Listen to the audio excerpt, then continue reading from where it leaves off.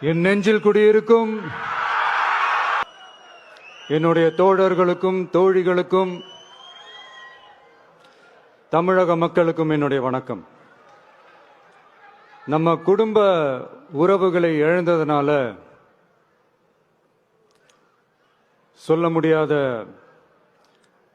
வேதனையிலும் வலியிலும் இவ்வளவு நாளா இருந்தோம். அப்படிப்பட்ட அந்த சூழல்ல நம்ம சொந்தங்களின் மனம் பற்றி இருக்க வேண்டியது நம்மளுடைய கடமை.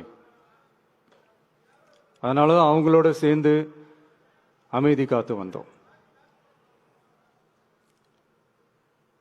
ஆனா இப்படி அமைதி காத்து வந்த நேரத்தில் நம்மளை பத்தி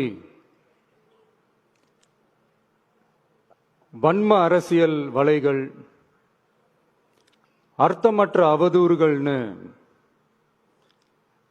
இந்த மாதிரி நிறைய விஷயங்கள் நம்மளை பத்தி பின்னப்பட்டன, பரப்பப்பட்டன.